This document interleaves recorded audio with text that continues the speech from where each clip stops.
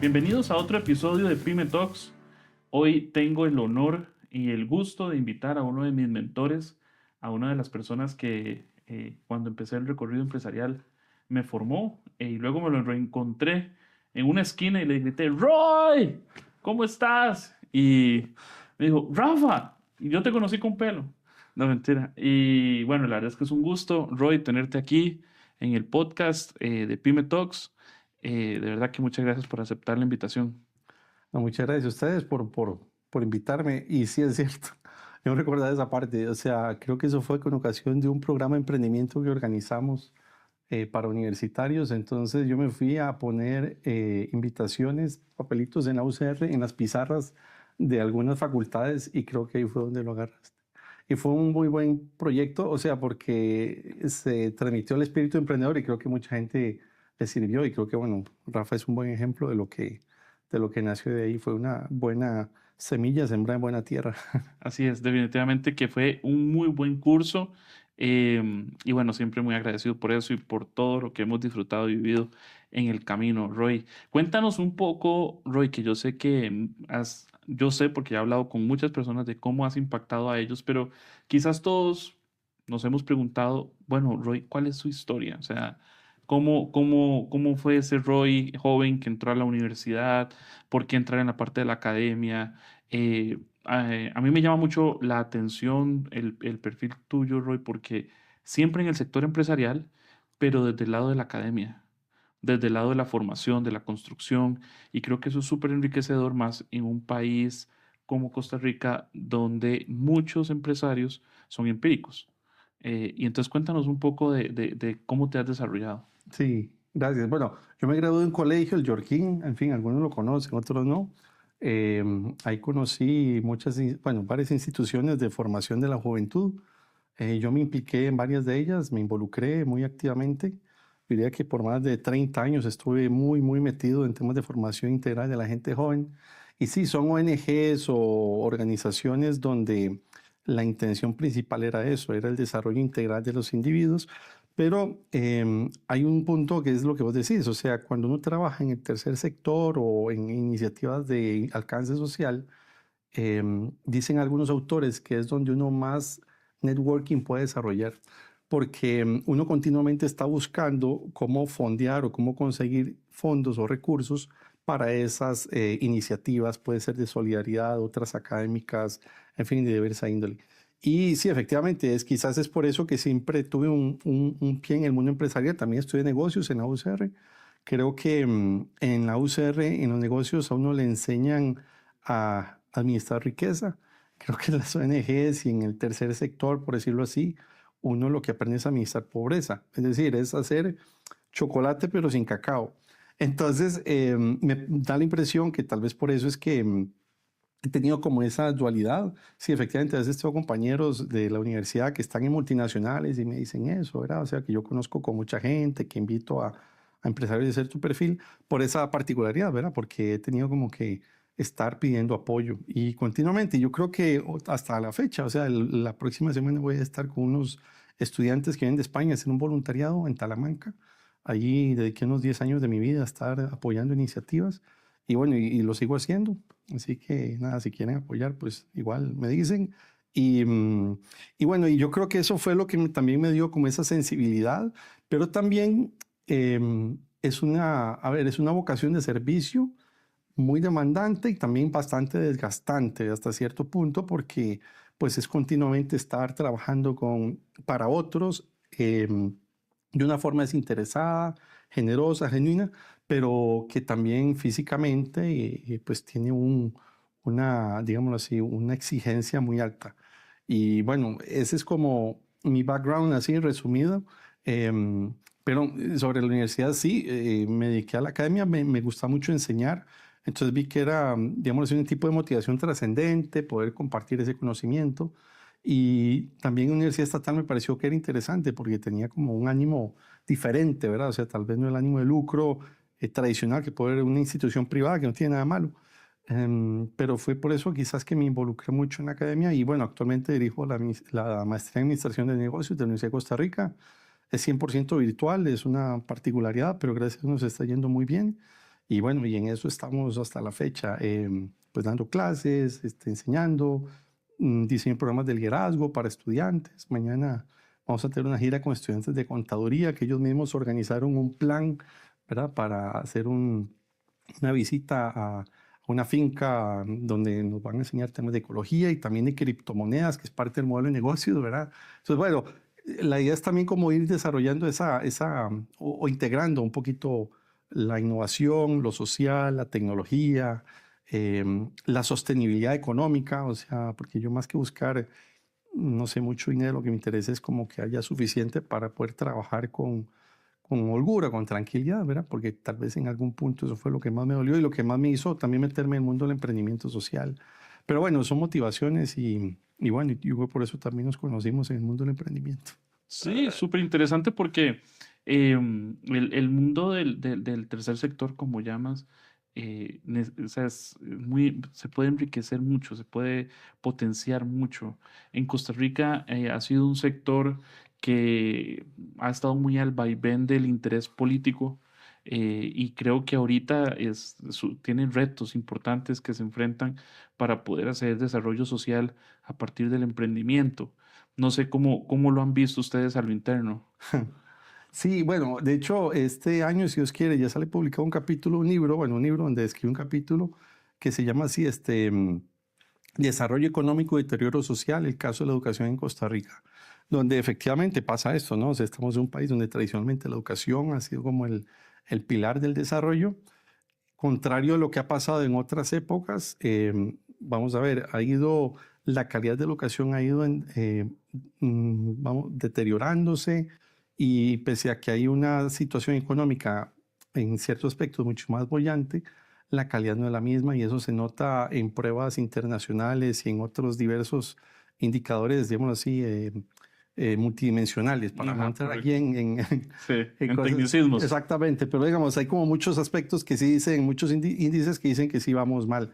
Em, Ahora, yo siento, vamos a ver, el emprendimiento social o así, digamos, esta área de emprendimiento tiene como diversas, digamos así, ramas donde la gente suele inclinarse. Una es la parte ambiental, ¿verdad? Donde mucha gente se orienta, y otra es la educación. En mi caso, yo escogí la educación porque, bueno, es donde más me he desempeñado y porque creo que es ahí donde uno puede tocar directamente a los individuos. No tanto el desarrollo de infraestructura, que también lo he hecho, sino más bien como en el trabajar directamente con los individuos. Y por eso es que también me gusta escribir. Ya he escrito varios libros. Este año publiqué el tercero, gracias a Dios. Y yo creo que también es una forma de ir calando a la gente, o sea, a través de escritos, de blogs, de redes sociales, para que también gente más joven y otra no tan joven puedan tener acceso a esas reflexiones pues, que no son habituales de hacer en el día a día, menos ahora que pues, uno está más acostumbrado a hacer scroll down y ver videos y ver cosas entretenidas, pero no necesariamente cosas serias o profundas. Correcto, que es parte de lo que decimos que tal vez no esté bien. O sea, cuando decimos que hay algo que mejorar o algo que está mal, más allá de temas políticos o de Ajá. gobierno de tal, es también temas de coyuntura a nivel mundial. O sea, hay un cambio de valores, hay un cambio de paradigma. Las personas que se hayan dedicado tanto tiempo al desarrollo y a la lectura y a profundizar en introspectivo, sino que se dejan llevar más por modas. Todo va más rápido, la inmediatez. Y bueno, entremos de lleno con un libro que creo que, los que lo hemos leído nos ha transformado mucho. eh, Porque este libro en particular, Roy, que se llama La inercia de la vida y el momento de retomar el mando, este libro en particular, que lo pueden conseguir en la Librería Internacional, transforma desde el ejemplo, transforma desde tu vivencia personal, que aquí explica, de cuando decidiste romper esa inercia y tomar el mando de tu vida, que es muy diferente del libro que sacaste años atrás de ética, de 365, que es más como más académico, más profundo, más conceptual. Este es más aplicado a la vida, ¿verdad? Y además, algo que me gusta mucho de este libro personalmente, que tomé el tiempo de leérmelo, es que en el tiempo se van dando ciertas enseñanzas, pero incompletas, ¿verdad? Se vuelven como frases cliché, como el tema del iceberg, ¿verdad? Como la enseñanza de las cavernas, ¿sí? Y que realmente a ciencia cierta nadie sabe cómo son, porque pues nadie lee. Y si alguien quisiera saber cómo son esas enseñanzas, aquí están, ¿verdad? Y la gente puede entender y comprender todo el contexto de enseñanzas que son sabiduría popular y que tal vez han perdido partes importantes. Pero en sí el libro, Roy, si nos puede contar un poco el proceso de redacción, ¿qué te llevó a hacerlo? ¿Qué te llevó a desarrollarlo? Sí, no, muchas gracias, de verdad. Es un libro, para mi gusto es bonito, es más fluido, tiene muchas más historias que los libros anteriores. Hay como, tiene un génesis en dos áreas, o sea, en el 2023 yo obtuve una beca Fulbright del gobierno americano. Era una beca muy, muy buena porque también nos daban dinero para comprar libros, nos daban como $400. Entonces yo estaba en un lugar cerca de Harvard que se llama Harvard Square. Entonces había una librería muy bonita que se llama TACUP, como la cooperativa, por decirlo así. Estuve ahí como 3 horas, 4 horas buscando libros. El dicho que dice así, ¿verdad? Somos lo que leemos. De alguna forma a mí me gusta mucho leer y luego escribir. O sea, dicen que no hay un buen escritor si no hay un buen lector. Yo creo que estoy todavía aprendiendo a ser mejor escritor cada día. Pero muchos de los libros que escogí tenían que ver con liderazgo, la paradoja de las cosas que escogemos, temas como de autorreflexión personal. Y sin darme cuenta, estaba de alguna manera buscando aquello que me daba respuestas y que posteriormente yo iba a poder plasmar en un texto. Ese es como el origen, digamos, del área académica. Luego, en lo personal, bueno, decía antes que había trabajado muchos años en el ámbito social.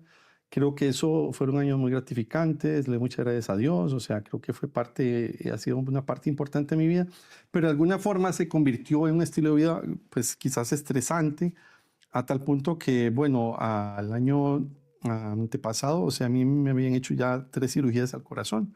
O sea, a mí en 2000, ¿Cómo es el caso del niño símbolo de Boston de Scientific, Boston? exactamente. En 2022 yo fui a graduarme de mi doctorado en España, en la Universidad de Navarra. Bueno, me hicieron una cirugía, no a corazón abierto, gracias a Dios, fue por cateterismo. Usaron efectivamente tecnología que se había diseñado en Costa Rica, pero que aquí no había llegado todavía.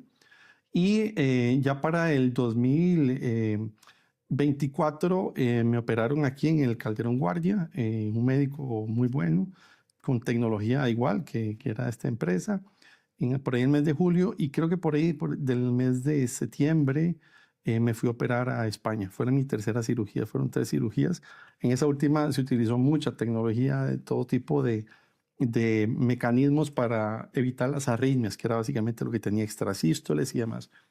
Entonces, eso me hizo como reflexionar y decir, caray, o sea, he cambiado muchas cosas en mi vida, tomo mucha medicación, temas de antidepresivos, ansiolíticos, hipnóticos para poder dormir, problemas de sueño, o sea, tenía como, no estaba bien.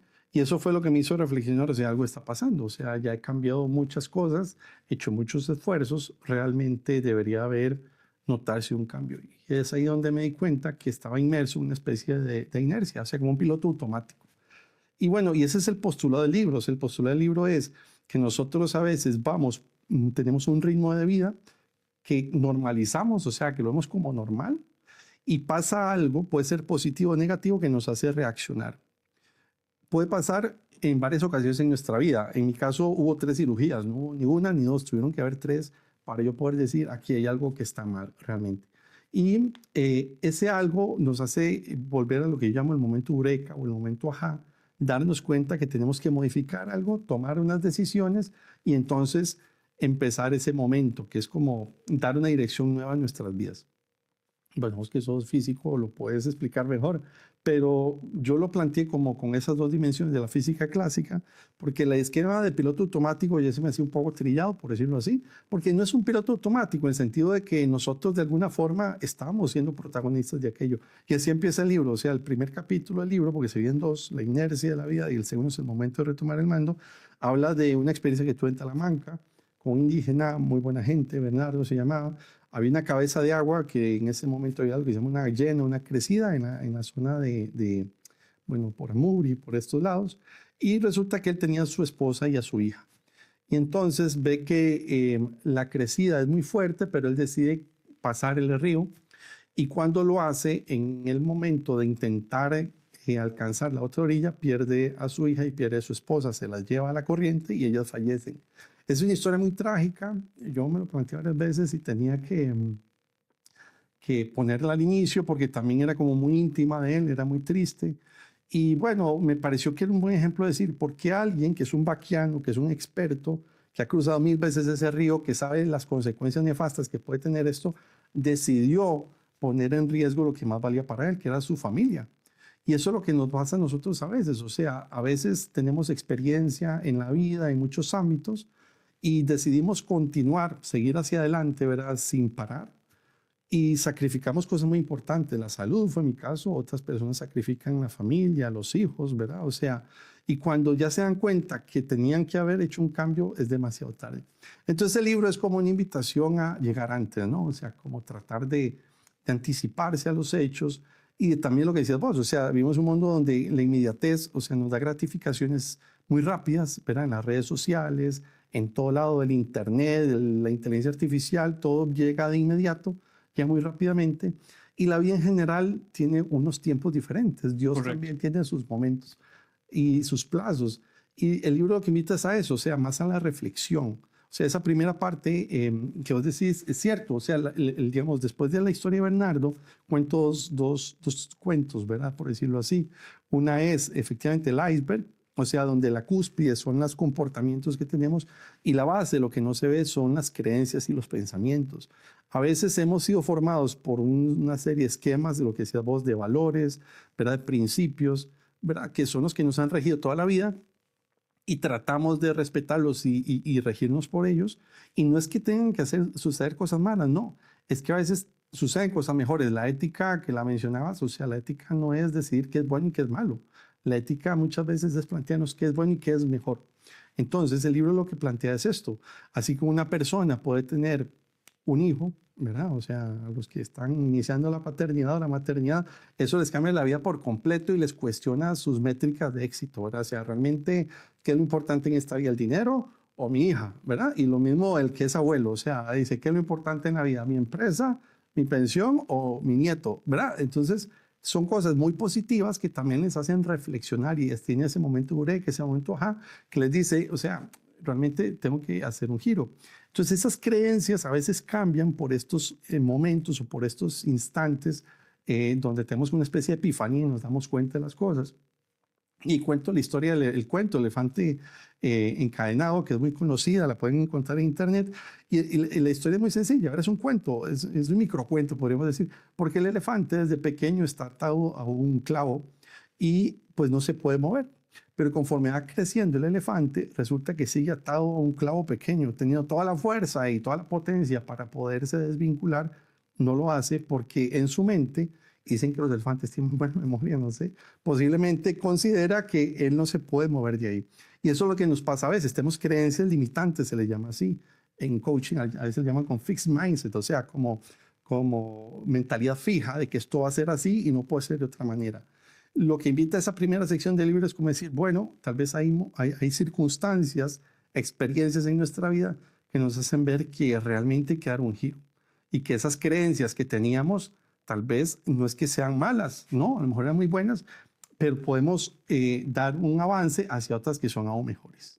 Pero en eso es más o menos la primera parte del libro, ¿verdad? O sea, habría que leerlo, se lo recomiendo, está muy bueno. Sí, es muy bueno, es muy al punto y realmente uno lo pone a reflexionar.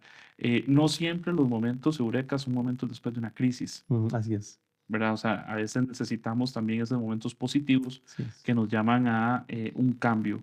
El tema es ese, el concepto inercia es un concepto muy bien aplicado porque no entras dentro del libro a poner una fórmula o profundizar en el concepto, sino simplemente te quedas en el concepto, ¿verdad? Y es que para que haya un cambio en el movimiento, tiene que haber una fuerza externa que haga que cambie. Si ese, no, ese movimiento no va a cambiar. Eso me gustó mucho el iceberg porque en otro libro que leí de Harv Eker, de Secretos de la Mente Millonaria, habla del concepto de proceso de manifestación, ¿verdad? Que es pensamiento, emociones, acción y eso nos da un resultado. Y es muy interesante porque Cuando uno tiene empresa, eso es lo que uno hace. Mucha gente no tiene éxito en su empresa, no porque trabaje mucho.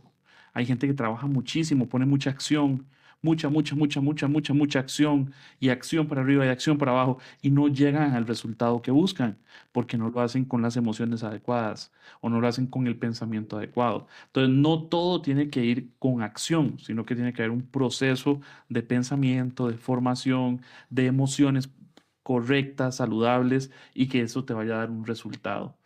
La segunda parte del libro, Roy, un extracto, ¿qué fue lo que te movió a poner esa otra parte a complementar de la inercia, que es como el momento, ¿verdad? El momento. Sí, a ver, yo al principio pensaba poner al libro algo así, ponerse la vida en el momento de controlarla, ¿verdad? O algo así. Pero el control siento yo que es como una ficción, o sea, es como cuando uno quiere controlar lo que sucede en la empresa, controlar lo que sucede en la familia. Realmente nunca vamos a poder controlar las cosas del todo, ¿verdad? Las cosas tienen como una manera de fluir y uno puede incidir en cierta manera. Entonces, por eso hablé de como de retomar el mando, que es como una especie de gerenciar, o sea, como volver a gestionar nuestra vida, como un cambio de administración en un restaurante. O sea, vamos a continuar, pero vamos a hacer un giro. Y cuento la historia de Nacho. Nacho es un amigo que conocí hace algunos años, es un costarricense que tenía, pues, no sé, 27, 30 años, la vida exitosa de cualquier joven que estaba trabajando en una multinacional. Está en Estados Unidos, de hecho, simplemente estaba terminando un viaje de trabajo, se fue a pasear en un jet ski con otro amigo. Y bueno, cuando sale el jet ski, él se había comprado unos anteojos de sol, se le caen en el mar, vuelven digámoslo así, ya para guardar los jet skis, y le dice a su amigo, bueno, tengo que ir a traer tal cosa. Entonces Nacho le dice, bueno, voy a ir a buscar mis anteojos. Nacho sale otra vez, y cuando sale, él realmente pierde el conocimiento, solamente recuerda que iba con el jet ski, se atravesó una lancha, por decirlo así, y luego estuvo 15 días o 16 días en coma en Estados Unidos. Eso marca un punto de inflexión en su vida porque él pierde un brazo y pierde una pierna por completo. Entonces, o sea, de la noche a la mañana había una persona con todo un futuro prometedor, por decirlo así, tal y como lo vemos, y luego encontramos a un joven que está pues mutilado. Pero su espíritu, por decirlo así, su carisma supera esas dificultades con resiliencia, o sea, como esa capacidad de crecerse, y son ese tipo de personas que ojalá lo puedan conocer o invitar por ahí por el podcast.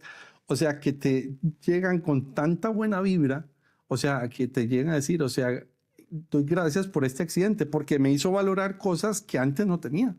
O sea, a ver, es un tipo tan deportista que hace triatlón, acaba de subir el Chirripó hace poco, me explico, es la típica persona que dice, o sea, Que hace más de los que tenemos. exactamente, o sea, o así yo me quejo, ¿verdad? Y digo, y ya está. Pero bueno, la historia de Nacho es muy bonita porque él realmente logra gestionar su vida, su crisis, su pérdida de una forma totalmente, vamos a decir, con una mentalidad de abundancia, ¿verdad? Realmente empieza a ver con gratitud todo, empieza a reconstruir una relación, ¿verdad? A tal punto que ya está comprometido.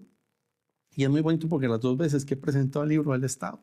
Usualmente uno invita al que escribió el prólogo u otra persona, pero llega y cuenta su historia. Entonces es como un teaser, ¿verdad? Él no cuenta tanto como estoy contando yo para no hacer spoilers. Pero es ahí donde empieza la segunda parte del libro y es tratar de seguir la historia de Nacho. ¿Por qué? Porque ahí viene un poco lo que vos decías antes, el mito de la caverna. El mito de la caverna aparece en la segunda parte del libro, o sea, Platón en la República escribe, digamos así, tres cuentos, Escenas, sí. ¿verdad? O sea, de este estilo, bueno, no son exactamente fábulas, pero bueno.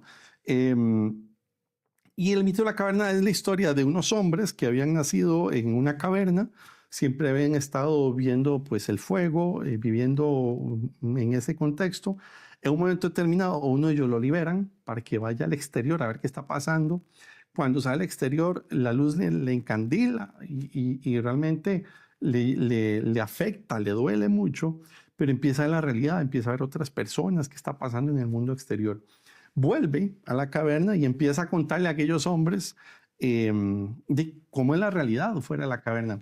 Y aquellos hombres lo que dicen, no, usted está delirando, está loco, algo le pasa, a tal punto que el desenlace es fatal, o sea, muere. ¿verdad? O sea, muere porque él estaba realmente defendiendo una verdad que no era opuesta a lo que ellos tenían ahí, simplemente era complementaria. Y eso es lo que pasa a veces cuando uno decide hacer un cambio en sus vidas, que uno decide hacer una modificación en su comportamiento que no es contraria a las personas o al entorno social donde nos desenvolvemos, pero que puede ser políticamente incorrecta. Entonces puede tener un precio social adverso. ¿Cuál es ese precio social? Bueno, una de las cosas que menciono también es el capitalismo. Lo menciono en el primer capítulo, pero bueno, también habla en el segundo. O sea, el capitalismo nos invita a ir rápido, a obtener resultados, a desvincularnos de la familia, a no estar arraigados a una posición geográfica, un sector. Y también nos invita incluso a tener un esquema de valores morales según el lugar donde estemos. Es decir, al no estar arraigados a la familia, perdemos como un referente moral. Entonces uno lo que hace, lo que propone Smith, que es también un esquema, digámoslo así, causa-efecto, como la lógica de Newton. O sea, realmente el capitalismo no es un sistema económico, es un sistema de valores, es un estilo de Correcto. vida.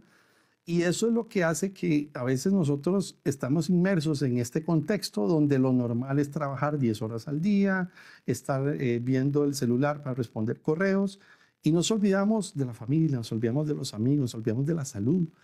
¿Y qué pasa? Que si salimos antes, si logramos el resultado querido, pero lo logramos antes de tiempo, hay que hacer más, hay que hacer más. Y esa mentalidad, que si bien es cierto, ha ido cambiando un poco, es la que el libro como que invita a replantear. Y por eso ahí hablo, o sea, cuáles son los momentos donde realmente uno debe romper la inercia o que nos ayuda a romper la inercia. Una es, pues está esa frase famosa, ¿verdad? Para atrás ni para tomar impulso, ¿verdad? O sea, como diciendo, siempre tenemos que ir hacia adelante. El libro lo que planteo es al revés, o sea, a veces hay que echarse para atrás para tomar impulso, para ver las cosas en perspectiva, para reflexionar, para saber qué es lo que está pasando. Para saber qué es lo que me está pasando. Exacto, entonces ahí viene un concepto interesante que es el de sense making, que es dar sentido a las cosas. Usualmente, digamos, dentro de la inercia, el planteamiento es, o sea, uno tiene como muchas opciones para escoger, pero entre la inercia, y eso pasa a la hora de tomar elecciones o hacer elecciones, uno escoge uno de todos los futuros posibles, como el Doctor Strange, ¿verdad? Cuando se enfrenta ante Thanos, dice, he visto todos los escenarios posibles, no sé cuántos millones, pero solamente uno ganamos, ¿ok? Entonces, eso es lo que hace la selección o el sense making, es decir, nos construimos una narrativa personal donde esta es la única posibilidad que tenemos en nuestras vidas para ser felices. Entonces, la reflexión o todo este planteamiento del momento y el instante eureka y poder retomar el mando, lo que invita es a tratar de visualizar otras oportunidades, otros escenarios, otros universos posibles, diría el Doctor Strange, donde nosotros podamos construir un proyecto de vida, una narrativa personal y donde busquemos el bienestar. Para eso es importante la amistad, los amigos, la red de apoyo, las personas que tenemos al lado, porque son las personas que al final del día, pues si nos quieren realmente nos van a apoyar o por lo menos van a respetar y no nos van a cortar las alas o no nos van a impedir. Como vimos en el mito de la caverna, siempre hay impostores y no solamente es el que uno lleva adentro, sino también puede haberlos en la familia o puede haberlos en los amigos. Pero bien, la historia aquí es que uno construye un relato nuevo y ahí puede construir o crecer. Y ahí es donde viene toda la ciencia del bienestar. Y bueno, ahí menciono también, por ejemplo, las zonas azules de Costa Rica, las Blue Zones. O sea, porque es muy interesante cuando uno ve, por ejemplo, vamos a ver, el libro tiene como 60 referencias bibliográficas, no estoy diciendo autores para no saturar, de las cuales 40 son libros y otras 20 son artículos de The Economist o Time o algunos otros lugares. Pero bueno, las Blue Zones empiezan porque un periodista de National Geographic encuentra algunos lugares en el mundo donde hay centenarias, personas que viven más de 100 años. Y cuando él entiende cuál es la dinámica que hay en Costa Rica, en la península de Nicoya, pues es que ellos tienen tertulias. O sea, pero la tertulia no por chat, no por WhatsApp, o sea, me explico, no por teléfono, sino que van y comparten con los amigos en un restaurante, un bar, una cantina. La dieta, o sea, el típico casado, ¿verdad? O sea, gallo pinto, etcétera. O sea, no hay mucha fritura en el sentido estricto, ¿verdad? Lo que tenemos nosotros, no hay snacks, no hay comida chatarra en abundancia.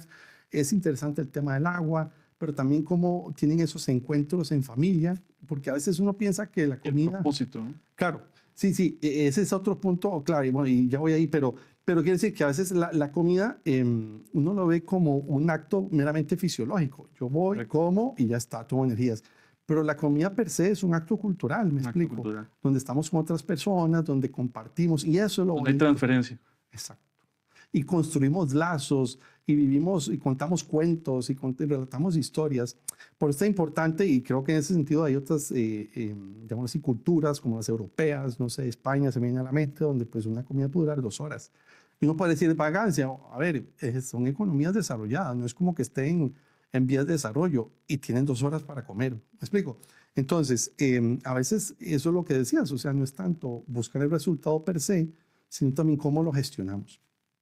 Pero el propósito es clave. Entonces, al final, bueno, hay un tema que es la ciencia del bienestar, ¿verdad? El well-being. Y bueno, yo trato como de enfocarlo por ahí también porque al final del día, vamos a ver, lo que tratamos o lo que se debería procurar es encontrar la manera de darle vamos a ver, como un sentido a nuestras acciones. Correcto. Hay un autor que llega y estudia cuál es el efecto del dinero en la felicidad del ser humano. Entonces, él se da cuenta que la felicidad, o digamos el sentido de bienestar o la autopercepción de felicidad, va subiendo conforme le van pagando más dinero. Ajá. Pero llega un punto donde llega como a un plano donde ya no crece. Y eso es interesante, ¿por qué? Porque nos hace ver que la felicidad y el propósito no nos lo dan las motivaciones externas o solo el dinero. Y es entonces ahí donde empiezan a haber otros factores como la historia de Nacho. Los amigos, la familia, la persona con quien estás viviendo, querés compartir el resto de tu vida. O sea, son historias muy fuertes, ¿verdad? Que nos ayudan como a plantearnos que la vida es más allá, o sea, va mucho más allá de lo, digamos así, de lo material. Y ahí menciono también un movimiento que se dio muchos años, hace tiempo, que se llama Slow Movement, o sea, el movimiento como de desacelerarnos. Y bueno, parecen muchas cosas interesantes, o sea, como por ejemplo, un mismo director de orquesta puede en una obra clásica durar 3 minutos más o 3 minutos menos en la interpretación con la misma orquesta, simple y llanamente que el ritmo que él ha marcado ha sido más despacio. Entonces, para nosotros poder dar ese propósito, a veces hay que acompasar, o sea, como dar más tiempos, ¿verdad? Un reposo, leer, tener ratos para compartir, para descansar. Pero ahí, digámoslo así, la trampa que puede haber es que a veces nos vamos el fin de semana Al extremo. al extremo, nos desconectamos y el lunes seguimos. Correcto. Entonces, no Esos hay, son picos, ¿no? claro, entonces no estamos haciendo un cambio de estilo de vida, simplemente lo que hicimos fue Desconexión, huir. poner en pausa toda la película de acción y después volvemos y seguimos con el episodio de la serie donde sigue la acción. Puede haber mayor o menor, pero realmente no hay un cambio en el estilo de vida. Y eso es lo fuerte, o sea, que no es sencillo. Yo no estoy diciendo que yo haya logrado ya, digámoslo así, en mi vida personal hacerlo. Sí puedo confesar que he tenido una mejoría, o sea, radical, por ejemplo, el tema de las arritmias, extrasístoles, En dormir. en dormir, Cosa o sea, esencial, ¿no? cosas esenciales que antes dormía 4 o 6 horas, o sea, ahora gracias a Dios puedo dormir 7, 8, que como decía un amigo a nuestra edad es bastante. Luego, por ejemplo, el tema del corazón, o sea, me hice un examen donde en 24 horas uno mira la cantidad de extrasístoles que tengo, entonces tenía de 27,000 en 24 horas, tengo ahora 120, una cosa así. Wow. Entonces, ahí es donde uno dice, bueno, realmente el cambio fue acertado. No quiere decir que uno no vuelva a cometer errores o que uno no pueda No, pues a la caverna siempre se puede volver. Exactamente, es decir, no puede hacer lo que más quiere, que eso es tal vez lo que puedo pensar yo. O sea, incluso en mi historia personal, uno puede convertir aquello que más quiere en su caverna o en su lugar donde no encontrar la felicidad, como le pasó a Bernardo. Es decir, en lo que era la naturaleza, lo que es su lugar, en su hábitat más preciado, pues se convirtió como en su tragedia personal. La invitación del libro va en esa línea y al final va mucho como en la línea esta del bienestar, pero no el bienestar simplemente como de hacer yoga, que también en el momento lo menciono, sino también de saber escoger o tomar decisiones pensadas, pausadas, Claro. y que realmente alcancen a otras personas, porque eso es también parte de la historia de todo esto. Es decir, no vivimos solos, vivimos acompañados, hay gente que está alrededor nuestro, y cuando pues somos felices, de alguna manera lo hacemos colectivamente. Correcto. y cuando estamos tristes lo hacemos colectivamente. Entonces, por eso es importante tener la gente adecuada. A veces hay que buscar personas nuevas y aparecen ángeles en nuestras vidas que tal vez antes no existían, pero Dios dispuso que en ese momento apareciera una persona, alguien que nos diera un buen consejo, el apoyo que requeríamos. Pero bien, yo soy un romántico de la amistad y bueno, creo que nosotros somos un ejemplo en el sentido de que pienso que la amistad debería durar siempre, pase lo que pase. El que encuentra un amigo encuentra un tesoro, dice el libro de la vida. Ese es mi pensamiento, ¿verdad? Pero bueno, tal vez a veces soy como demasiado, idealizo mucho la amistad y según yo, pues es algo eterno prácticamente. Dicen que un amigo, cuando se encuentra con otro amigo, aunque hayan pasado 5 años, habla con él como si se hubiesen encontrado ayer. Y eso es Así bonito, es. cuando uno es compañero del colegio, de la universidad y se encuentra, hey, ¿cómo estás? Y es como simplemente hubo una pausa, ¿verdad? O sea, en cambio, cuando uno se topa con alguien que no es su amigo, a veces no se acuerda el nombre, uno finge que lo conoce, o sea, un montón de cosas, uno hace mil pantomimas, claro, ¿cómo estás? Bueno, O yo con cuánta gente convivimos a diario y no se termina haciendo la amistad. también. Ese es un punto que también gusta abordar, la amistad en el trabajo. Pero bueno, tal vez Hay eso mucho, yo creo que hay muchísimo que podríamos podríamos seguir, sí. seguir, profundizar. Son temas que yo creo que hay una gran necesidad a nivel social de que se hablen, se conversen. Yo con este podcast en particular, a todos los empresarios y empresarias, los invito a hacer ese alto, porque a veces somos capaces de eliminar nuestro propósito, aniquilarlo y por un trabajo o por un proyecto, y cuando ya terminamos esto que es temporal y volvemos a nuestro propósito, ya no hay nada, ¿verdad? Ujú. Eh, es como el sentido del conquistador, ¿verdad? Pero creo que fue súper enriquecedor, Roy, te agradezco muchísimo. Se nos fue el tiempo, Muchas gracias. pero creo No, que no, muy bien. la pasamos bienísimo. De verdad que muchísimas gracias por tu tiempo. Creo que vamos a tener que grabar varios más, No, seguir profundizando en este tema. Y de verdad que muchos éxitos en todo lo que viene. muchas gracias. Rafa, muchas gracias a todos. Súper. Y ya sabes, si te preguntan, ¿dónde lo escuchaste? Fue en Primer Talks.